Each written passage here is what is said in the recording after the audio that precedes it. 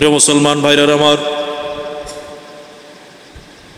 কোরআন যে 1450 বছর আগে নাজিল হয়েছে, যেভাবে আল্লাহ পাক রব্বুল আলামিন যেই মুহূর্তে যেই সময় যতটুকু অবস্থায় আল্লাহ রাসূল সাল্লাল্লাহু আলাইহি সাল্লামের উপরে নাজিল করেছেন, কোরআনটা আল্লাহ পাক রব্বুল আলামিন রাসূলের উপরে নাজিল করার পরে এটাকে হযরত ওসমান গনি রাদিয়াল্লাহু তাআলা আনহু পারা আকৃতিতে এবং সূরার আকৃতিতে ভাগ করলেন। যেইভাবে কোরআনটাকে ভাগ করে সুন্দরভাবে সুবিন্যস্ত করেছেন, আজও পর্যন্ত 1450 বছর পর্যন্ত সেই কোরআন সেই সুবিন্যস্ত অবস্থায় আছে। কোরআনের একটা আয়াতকে আজও পর্যন্ত কেউ হেরফের করতে পারে নাই, আজও পর্যন্ত কেউ কম বেশ করতে পারে নাই, আজও পর্যন্ত কোরআনের কার্বন কপি এবং কোরআনকে কোথাও সংযোজন এবং বিয়োজন, কোরআনের পরিবর্তন আজও পর্যন্ত কোনো মানুষ করতে পারে নাই। আল্লাহ পাক রব্বুল আলামিন স্বয়ং চ্যালেঞ্জ করেছেন, এটার সম্ভাবনা আল্লাহ নিজেও বলেছেন, ইন্না নাহনু নাযালনা যিকর, হে আমার বান্দা, হে দুনিয়ার মানব জাতি, ইন্না নাহনু নাযালনা যিকর, নিশ্চয়ই এই যিকির এই কোরআনকে আমি নাজিল করেছি, ওয়া ইন্না লাহু লাহাফিজুন, এবং এই কোরআনকে হেফাজতকারী এবং এই কোরআনকে সংরক্ষণকারী, এই কোরআনকে তার আসল অবস্থায় অটুট রাখা, অবিচল রাখার দায়িত্ব আমি আল্লাহ। নকল করা সম্ভব না। আপনি কোরআনের একটা আয়াতকে নকল করবেন, নকল করে এটাকে সংযোজন বিয়োজন করবেন, সম্ভব না। কারণ আল্লাহ পাক রব্বুল আলামিন এই কোরআনটাকে নাজিল করার পরে সাথে সাথেই একজন কোরআনের হাফেজ বানিয়ে দিয়েছেন। পৃথিবীতে সর্বপ্রথম পৃথিবীতে কোরআনের হাফেজ হলো মুহাম্মদুর রাসূলুল্লাহ সাল্লাল্লাহু আলাইহি ওয়াসাল্লাম। তিনি ছিলেন পৃথিবীতে সর্বপ্রথম কোরআনের হাফেজ। সুবহানাল্লাহ। রাসূলুল্লাহ সাল্লাল্লাহু আলাইহি ওয়াসাল্লাম কোরআনের হাফেজ হলেন, তার থেকে আস্তে আস্তে সিলসিলায় ধারাবাহিকতায় পৃথিবীর আনাচে কানাচে লক্ষ লক্ষ হাফেজ এখন বর্তমানে আছে না নাই? তাহলে কোরআনের কোনো একটা আয়াত যদি কেউ নকল করে, কেউ পরিবর্তন করে, কেউ কোথায় সংযোজন বিয়োজন করে, কম বেশ করে, সাথে সাথে হাফেজদের চোখে ধরা পড়ে যায়। ঠিক না বেঠিক? সংযোজন করা সম্ভব না, বিয়োজন করা সম্ভব না। প্রিয় মুসলমান ভাইয়েরা, কোরআনের অনেক মুজিজা। আরেকটা মুজিজা হলো কোরআনের ভাষাটা হলো বিশ্বজনীন, সারা পৃথিবীতে কোরআনের ভাষাটা সমাদৃত। ঠিক না বেঠিক? কোরআন যে আরবি ভাষায় নাজিল হলো, যে কোরআনটা রাসূলুল্লাহ সাল্লাল্লাহু আলাইহি ওয়াসাল্লামের নবুয়তের সত্যতার জ্বলন্ত প্রমাণ, এই কোরআন যে আরবি ভাষায় নাজিল হয়েছে, পৃথিবীতে যত রাষ্ট্র আছে, যত দেশ আছে, সমস্ত দেশে কোরআনটাকে যে হেফজ করা হয় ওই দেশের ভাষা অনুযায়ী না কোরআনের আরবি ভাষা অনুযায়ী? কোরআনের যে আরবি ভাষা, এই ভাষাই হেফজ করা হয়, এই ভাষায় মুখস্থ করা হয়। ঠিক না বেঠিক? কোরআনটা যেই দেশের বাসিন্দা সেই দেশে কোরআনটার ভাষাটাকে ভাষান্তর করা হয়, অনুবাদ করা হয় কিনা? আমাদের বাংলাদেশে যে কোরআন আছে, এই কোরআনের ভাষাটাকে বাংলা অনুবাদ করা হয়েছে না? যেমন আমরা এখন বাংলা তাফসির করতেছি, বাংলা অনুবাদ করতেছি। আমাদের বাংলাদেশে কোরআন শরীফের বাংলা অনুবাদ আছে না? পাকিস্তান উর্দু ভাষা, সেই দেশে কোরআনের উর্দু ভাষায় অনুবাদ হয়েছে। হিন্দুস্তান হিন্দি ভাষা, সেই দেশে কোরআনের ভাষাকে হিন্দি ভাষায় অনুবাদ করা হয়েছে। এরপরে ইরান ফার্সি ভাষা, সেই দেশে ফার্সি ভাষা অনুবাদ করা হয়েছে।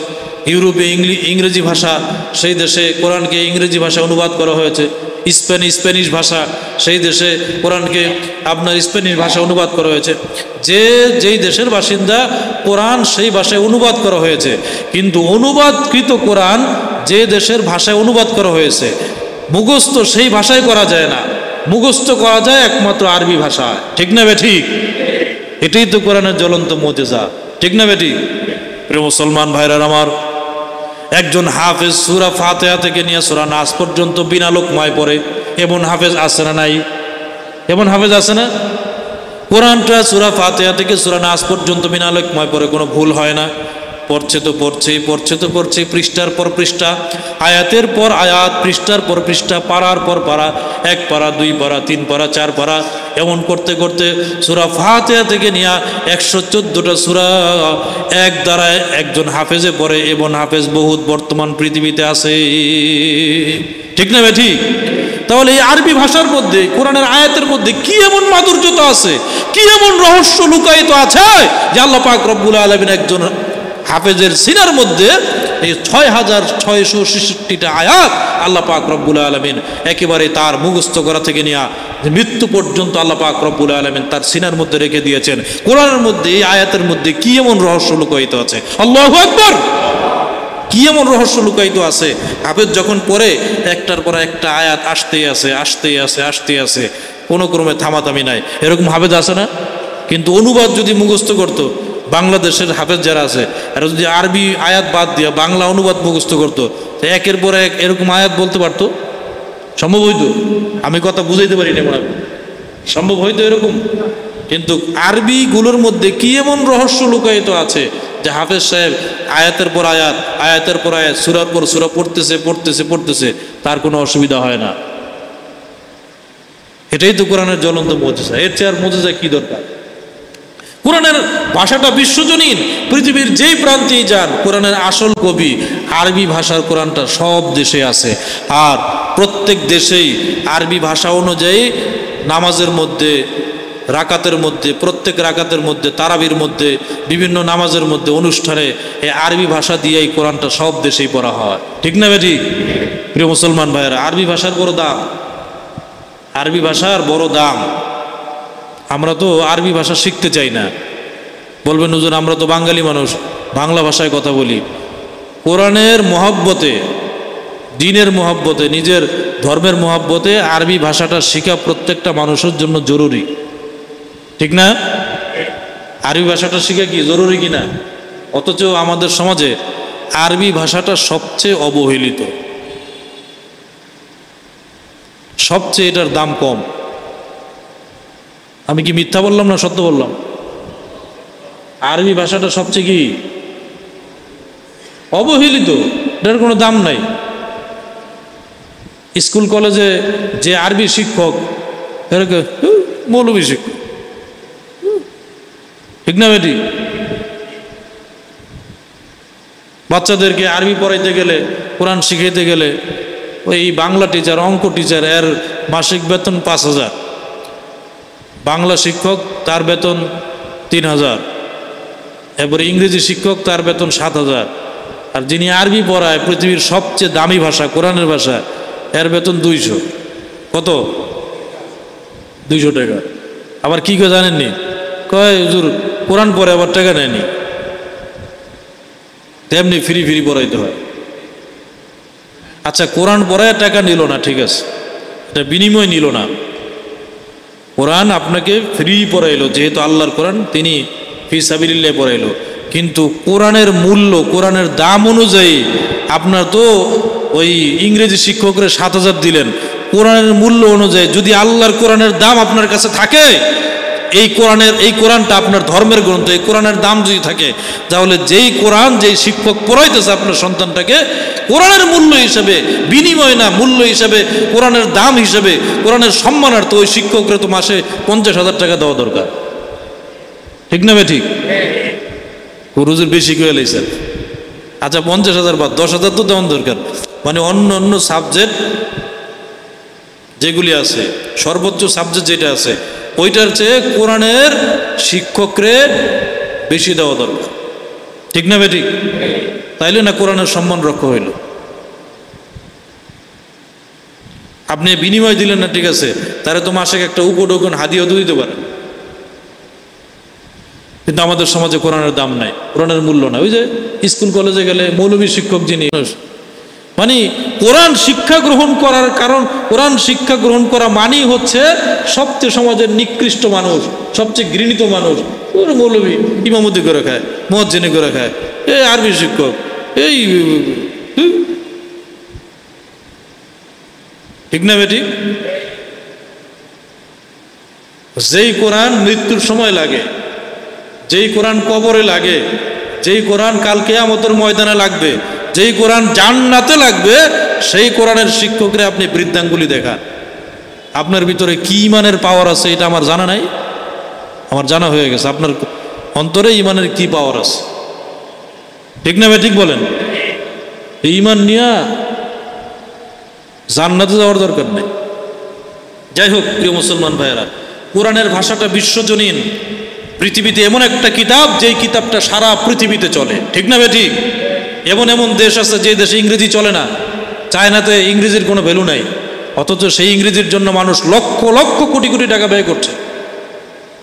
একটা খ্রিস্টানদের ভাষা, ইহুদিদের ভাষা, খ্রিস্টানদের ভাষা শেখার জন্য লক্ষ লক্ষ টাকা কোর্স করে খরচ করে মুসলমানের সন্তান হইয়া, অথচ যেই কোরআন এই দুনিয়াতেও এই কোরআনের দাম আছে, পরকালে তো আছেই, পরকালে তো কোনো কথাই নাই, অথচ এই কোরআনটা আমাদের সমাজে, মুসলমান সমাজে সবচেয়ে অবহেলিত, সবচেয়ে লাঞ্ছিত এবং সবচেয়ে কম দামের জিনিস। ঠিক না বেঠিক বলেন? এই হলো আমাদের অবস্থা। তাহলে আমরা ইহুদিদের হাতে মায়ের খামো না, তাই খাইব কে? আল্লাহ তাআলা আমাদেরকে বোঝার তৌফিক দান করুক, সকলে পড়েন আমিন। প্রিয় মুসলমান ভাইরা, কোরআন এমন একটা কিতাব যে কিতাবের ভিতরে আল্লাহ পাক রব্বুল আলামিন বিষয়ভিত্তিক আলোচনা করেছেন। এমন কোনো বিষয় নাই যেটা কোরআনের মধ্যে নাই। কোরআনের মধ্যে ৬,৬৬৬টা আয়াত। কত আয়াত? ৬,৬৬৬টা আয়াত, ১১৪টা সূরা। সূরা কয়টা? ১১৪টা সূরা।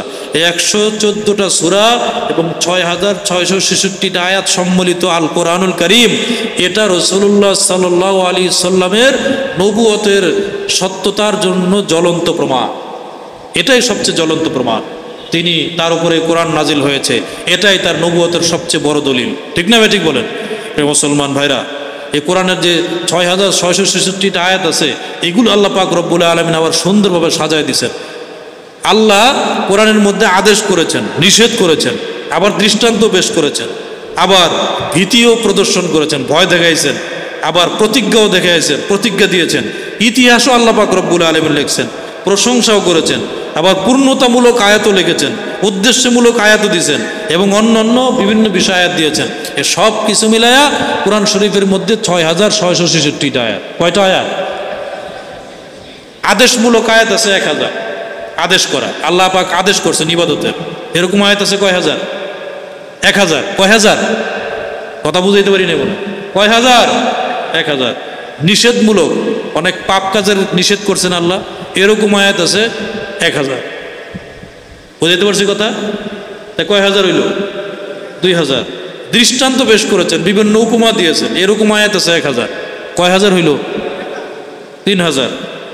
এরপরে ভীতিমূলক ভয় দেখাইছেন, জাহান্নামের বিভিন্ন কিছু ভয় টয় দেখাইছেন, এরকম আয়াত আছে ১,০০০। কয় হাজার হইল? ৪,০০০। প্রতিজ্ঞামূলক, মানুষ ভালো কাজ করলে কি প্রতিজ্ঞা দিয়েছেন, জান্নাতের প্রতিজ্ঞা, এরকম আয়াত আছে ১,০০০। কত হইল? ৫,০০০।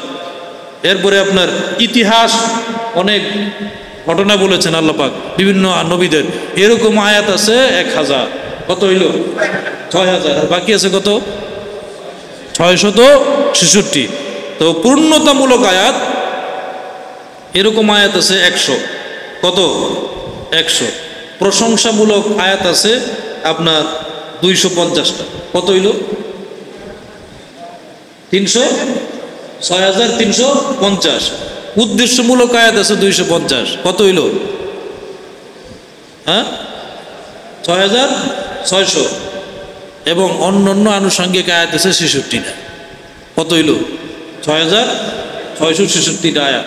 এরকম বিভিন্ন বিষয়ভিত্তিক আল্লাহ পাক রব্বুল আলামিন আয়াতগুলো নাজিল করে ৬,৬৬৬টা আয়াত এই উম্মতে মুহাম্মদের জন্য রাসূলুল্লাহ সাল্লাল্লাহু আলাইহি সাল্লামের মারফতে আল্লাহ পাক রব্বুল আলামিন দুনিয়াতে পাঠিয়েছেন। সুবহানাল্লাহ।